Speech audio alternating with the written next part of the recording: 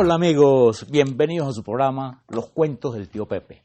Hoy vamos a narrarles la segunda parte de esta historia de la Odisea o de este mito de la Odisea que escribió ese hombre sin biografía que recordamos como Homero, pero no sabemos si Homero era un nombre, era un sobrenombre, ya que se supone que él era un aedo, esas personas que recitaban versos con una cítara delante de la gente mientras comían y bebían, o si era un apodo que le habían puesto porque la mayoría de los aedos muchas veces eran ciegos. El origen de la poesía está en estos versos, ya que para memorizar todas estas historias era más fácil si eran en verso. Y vamos a seguir nuestra historia.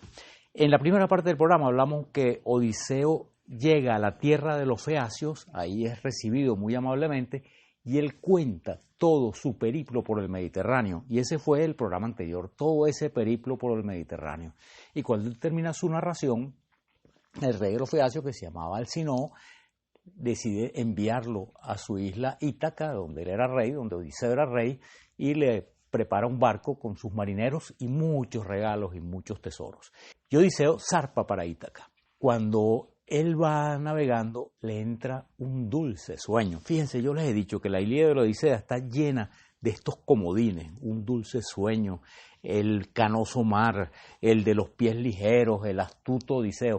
Y a él le entra un dulce sueño y se queda dormido, yo diría que como una piedra, ya que él llega y no se despierta y los marineros que lo llevaban lo cargan, lo bajan, lo dejan ahí en la orilla de la playa y él nada que se despierta y se van.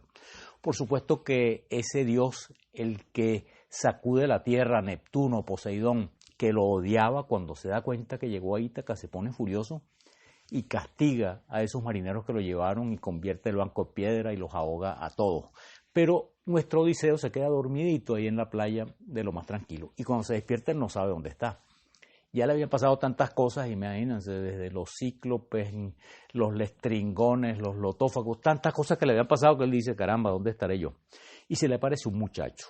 Entonces él empieza a preguntarle dónde está y el muchacho le dice que está en Ítaca. Pero a su vez el muchacho le pregunta, ¿y tú quién eres? ¿Cómo llegaste? Y él inventa, recuérdense que él así como era fecundo en ardides, era fecundo en imaginación y comienza a inventar toda una historia. Pero resulta que este muchacho era la diosa Atenea que estaba disfrazada y le dice, caramba, tú sí eres hábil, ¿qué hace que me engañas a mí? Que sé todo lo que te ha pasado. Qué historia tan buena me estaba contando. Pero le dice, no, mira, si estás en Ítaca, yo te voy a disfrazar, te voy a transfigurar en mendigo para que nadie te reconozca, vamos a esconder tus tesoros, esos que te regalaron los feacios en una cueva, en un sitio ahí que nadie encuentre, y ve a la casa de Eumeo. Eumeo era el porquero, o sea, el que cuidaba los puercos, que vivía por ahí cerca y que además le mantenía una fidelidad sin límite a Odiseo, pues al rey de Ítaca que era él. Entonces él se encamina donde Eumeo. Eumeo, una vez más les repito que esos griegos estimulan la hospitalidad con los mendigos y con los forasteros. Eumeo ve a este mendigo que le viene y lo recibe con amabilidad. Y otro rasgo que siempre ponen en la Odisea que me gustaría comentarles es que por lo general le dicen, no, dime quién eres, sino le dicen, come y bebe. Cuando hayas saciado tu apetito y tu sed, me cuentas quién eres. Entonces Odiseo come y bebe y después inventa esa historia fabulosa que él había estado en no sé dónde y por Creta y le mete su cuento a Eumeo. Eumeo, por supuesto, que claro que no lo reconoce. Pero vámonos ahora para otra parte de nuestra historia. Cuando empezamos la narración habíamos hablado de que los dioses allá arriba en el Olimpo deciden decirle a Calipso y mandan a Hermes, a ese dios de las sandalias con alitas, a que le ordene a Calipso que lo libere, pero por otra parte Atenea viaja a Ítaca a ver al hijo de Odiseo, que era Telémaco. ¿Y qué estaba pasando en Ítaca? Ahí en la ciudad estaba su amadísima esposa Penélope, que todavía, aunque ya había pasado 20 años que no la veía, todavía se mantenía una mujer atractiva. Y tenía numerosos pretendientes. Por ahí sale una lista que se las resumo, pero eran 108 pretendientes más o menos, más algunos sirvientes. Total eran como 120 personas que iban todos los días al palacio de Penélope a comer y a beber, vamos a decir, gratis. Y decían que no se iban a ir de ahí, que no iban a dejar de hacerlo hasta que ella eligiera a uno de esos 108 como maridos. Y todos eran jóvenes, nobles, tanto de Ítaca, de la propia isla, como de las islas vecinas. Entonces estaban arruinando la casa de Odiseo, estaban arruinando la herencia de Telémaco, su hijo. Cuando esta situación comienza, Telémaco era un niño de 15, 16 años, era un adolescente, pero ya en este momento está con 20 años y está esa situación completamente insostenible. Era la ruina total. Y Penélope no quería casarse con ninguno de ellos. Entonces, que inventa la famosa treta del velo. El papá de Odiseo se llamaba Laertes, por eso a Odiseo le dicen Laértide. Entonces, Penélope dice que ella le va a tejer un sudario, porque el señor estaba muy viejito, para envolverlo cuando se muera. Y empieza a tejer, y delante de todo el mundo, tejía en el palacio de día, pero en la noche, cuando se iban estos comensales, entonces ella destejía. Y pasa así más de 3 años. Y la descubren porque una de las esclavas la ve que en la noche destejía con unas antorchas, se lo dice a los pretendientes, y estos le dicen, ahora sí terminas el sudario. Y en este momento de la historia ya ella terminó el sudario. Y llega a Atenea y se le presenta a Telémaco en forma de hombre, le dice que él se llama Mentes. Y habla con él, le pregunta, ¿qué es esto? Este gentío aquí en tu palacio comiendo y bebiendo. Entonces le dice, no, que eso tiene años y que él quiere eliminarlo, pero él solo contra 108 no puede. Entonces Atenea le dice, mira, yo te recomiendo que vayas a la Arenosa Pilos, le digo una vez más que tiene esos comodines, Homero, que a todos le pone un pequeño mote. Pilos era la ciudad donde vivía Néstor, y Néstor fue uno de los guerreros de Troya que fue muy amigo de Odiseo, y era famoso por su prudencia. Él y Odiseo eran los dos más prudentes de todo ese grupo que fue a Troya. Entonces le dice, ve a la Arenosa Pilos, donde está Néstor, pregúntale por tu padre, y después ve a Esparta, donde está el rubio Menelao, que también tenía su sobrenombre, y también le preguntan por tu padre. Telémaco le pregunta, ¿pero él está vivo? Le dice, mira, yo creo que sí, pero no te sé decir dónde está, le dice Atenea.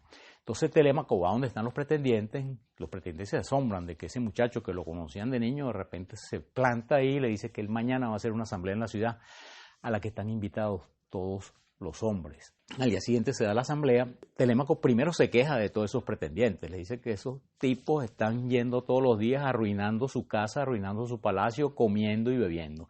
Pero uno que se llamaba Antinoo, que era el más alzado, el más soliviantado de los pretendientes, le dice, mira, es culpa de tu mamá, porque si ella con elegir a uno de nosotros y casarse con él, todos los demás nos vamos para nuestra casa. Pero ella nos engañó con el tema del sudario y para allá y para acá, y vamos a seguir abusando, esa no fue la palabra que usó, pero vamos a seguir yendo para tu casa, para tu palacio, hasta que ella elija marido. Entonces él le dice, vamos a decir el verdadero motivo del viaje, que le dice, voy a partir a buscar noticias de mi padre. Si consigo saber que está vivo, yo me mantengo en la situación actual. Ahora, si yo me entero de que se murió, más bien yo voy a forzar a mi madre, Penélope, a que se case con uno de ustedes. Vamos a hacer una primera pausa y vamos a ver cómo es este pequeño viaje que hace Telémaco a la Arenosa Pilos y a ver al rubio Menelao.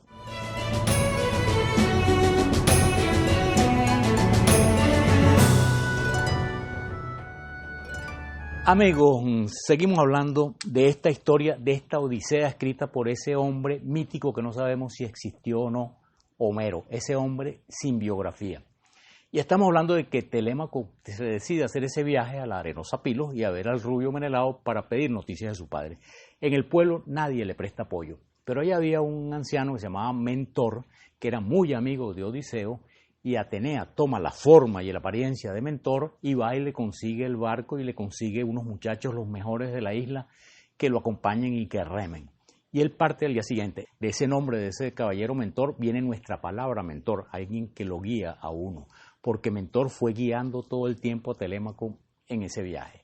Entonces Mentor le dice, mira, ve a palacio y dile a Euriclea, que era la nodriza de Odiseo, que te dé provisiones, pero que no le diga nada a tu madre, que no le diga nada a Penélope. Entonces él va, habla con Euriclea, que va a ser un personaje bien importante en toda la historia. Y Euriclea, bueno, se aflige mucho, pero cumple las órdenes y le da provisiones, comida, bebida, etc. Entonces parten. Llegan a la Arenosa Pilos y está Néstor con su hijo. El hijo de Néstor se llamaba Pisístrato, como ese tirano que después, siglos después, existió en Atenas. Cuando él llega le dicen, forastero, come y bebe y después me cuentas de qué tierra eres y de dónde vienes. Cuando Néstor se entera de que es hijo de Odiseo, se emociona todo, lo abraza, le da todo el apoyo del mundo, pero le dice que él no sabe nada de su padre, que él no sabe nada de Odiseo, que vaya a preguntarle a Menelao.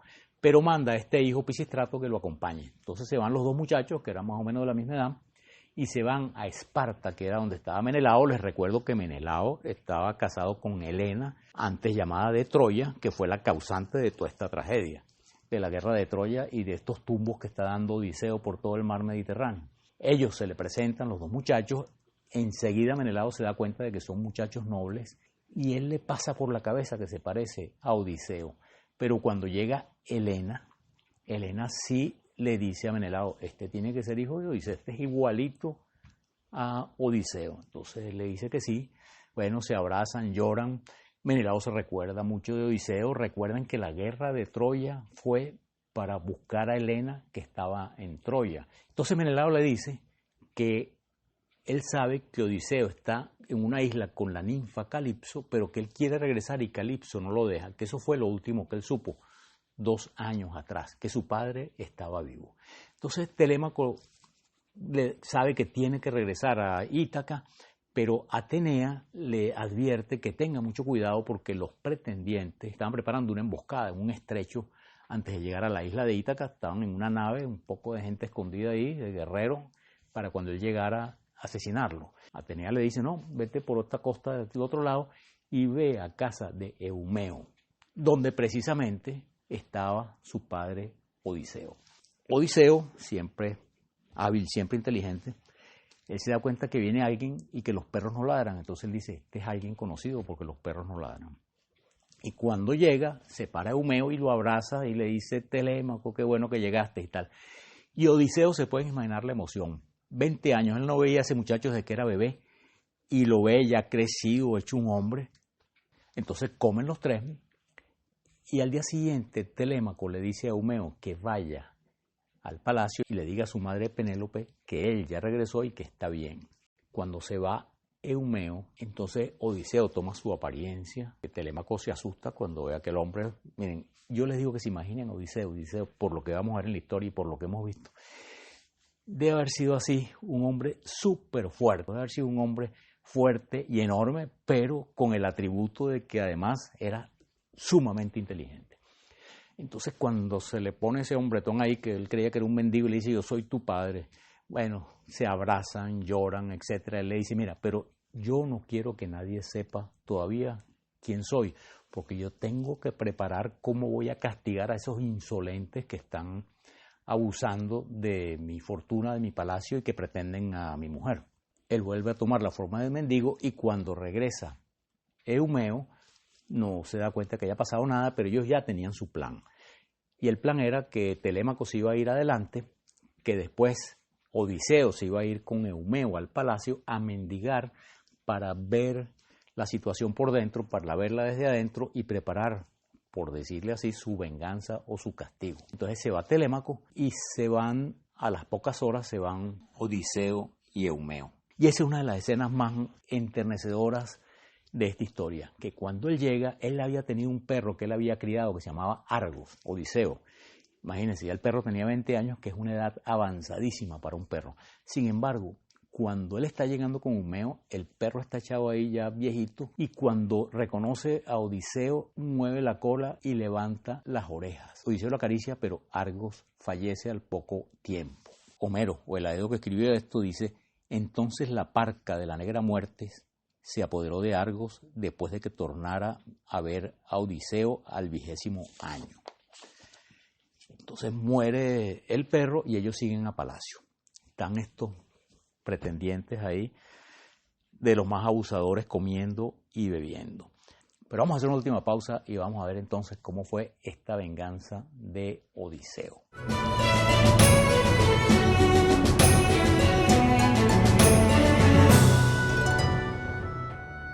Amigos, seguimos hablando de esta interesante historia de Odiseo. Esta Odisea, yo les digo, en esa época los griegos no tenían libros sagrados como puede existir la Biblia, el Corán, esas cosas. Lo más parecido a eso eran estos libros, la Ilíada y la Odisea. que la gente con ellos aprendía a leer, se lo leían desde niño y lo cantaban y lo memorizaban. Quedamos en que Odiseo llega a su palacio, ve ese desastre, los pretendientes comiendo y bebiendo, y él se pone a mendigar. Telémaco, que estaba de acuerdo con él, le manda un pedazo de pan con carne y lo anima a que le pida a los demás. Y él empieza a mendigarle a los demás que estaban comiendo.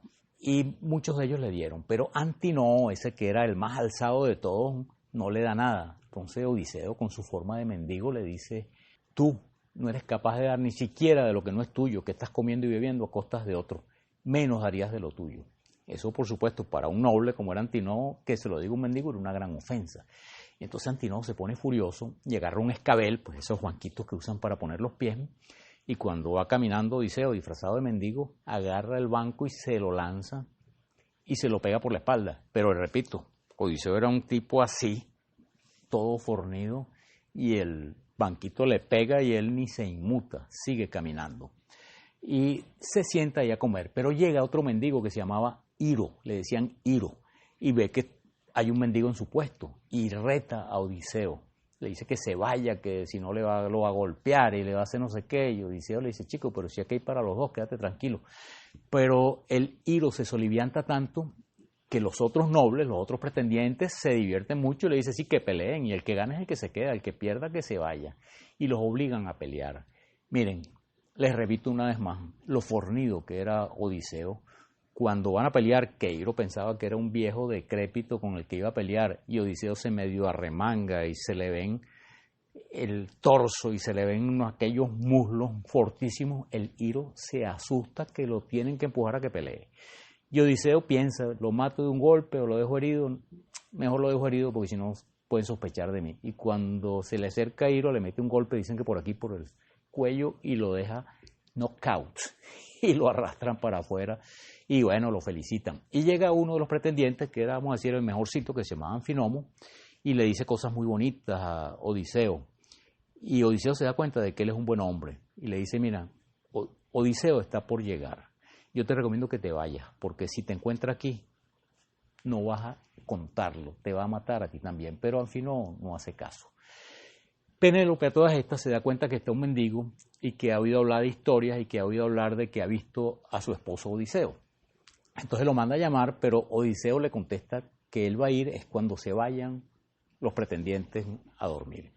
Entonces en la noche él va y le cuenta que sí, que él vio a Odiseo en Creta. Ella le pregunta: bueno, pero ¿cómo estaba vestido? Y él, por supuesto, le dice con lujo de detalles que estaba con una capa así, color púrpura, y un broche por acá, cosas que solamente ella podía saber porque ella se las había regalado. Entonces ella se conmueve y se da cuenta de que sí, que ese hombre había visto a su marido. Pues más que lo había visto, era su marido, pero ella en este momento piensa que por lo menos era un testigo importante. Entonces le ofrece cosas y le dice que ella al día siguiente va a decidir con quién se va a casar, pero que va a proponerles un certamen, que va a buscar el arco de Odiseo, que era, yo no sé si ustedes han disparado arco y flecha, pero un arco profesional de verdad. Yo de joven lo hice alguna vez y les digo, armar un arco de esos es bien difícil. Si el arco es bueno, si el arco es fuerte, uno necesita muchísima fuerza para armarlo, pues para tensarlo, ponerle la cuerda. Entonces ella dice que le va a poner un certamen de que el que arme y dispare mejor con el arco de Odiseo, con ese es con el que ella se va a casar. Y que les va a proponer que hagan una cosa que hacía Odiseo, que él colocaba 12 hachas, las hachas tenían unos orificios, ponía 12 hachas en fila una detrás de otra y él armaba el arco, disparaba y atravesaba sin tocar ninguno de los orificios. ¿Qué le va a proponer ese certamen? Y a Odiseo le parece excelente idea, le dice: sí, haz eso mañana, que tú vas a ver que antes de que ninguno dispare, ya tu marido va a estar aquí. Ella le dice a Euriclea que le lave los pies. Y Euriclea, cuando le está lavando los pies, le ve una herida en la pierna que le había dado un jabalí con su blanco colmillo. Era una herida que ella sabía que estaba ahí, sabía cómo era esa herida porque lo había amamantado y lo conocía de niño. Entonces ella lo descubre y le va a decir a Penélope, pero Odiseo la agarra por el cuello y le dice: no digas nada, no quiero que me descubras porque se me echan a perder los planes. Al día siguiente llega Penélope, pero la diosa Atenea la pone más bella de lo que aún era. Y uno de los pretendientes le echa un piropo, pero que le dice algo así: mira, Penélope, si te vieran los demás príncipes de Grecia de otra parte, aquí habría muchísimos más pretendientes, tendrías mucha más gente que se quiere casar contigo. Le dice una cosa relativamente bonita, pero eso no va a salvar para que Odiseo acabe con él. Total es que disponen el concurso, ponen las hachas con los orificios y el primero que va a probar es Telémaco. Telémaco hace 3 intentos para armar el arco y no puede. Y hace el cuarto y ya lo va a armar, pero Odiseo le pela los ojos y le dice, no lo armes. Entonces él dice, no puedo. Entonces empiezan los pretendientes uno tras otro a tratar y ninguno puede. Hasta que llega este Antinoo, ese que era el más oliviantado, el más impertinente, y trata, incluso hace trampa, calienta el arco para ver si al calentarlo se pone más flojito, pero no puede. Entonces Odiseo, que estaba con su forma de mendigo, él dice, yo quiero probar.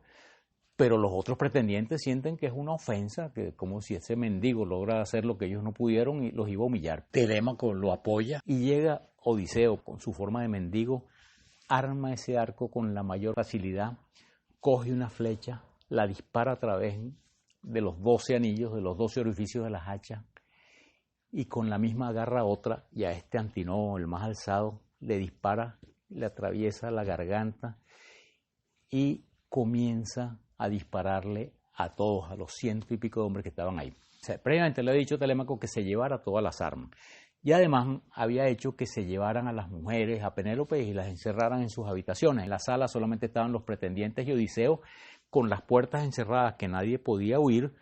Odiseo se le había revelado a Eumeo y a otro sirviente que también le era fiel, y estaban con Telémaco, eran 4 hombres armados contra todos los demás.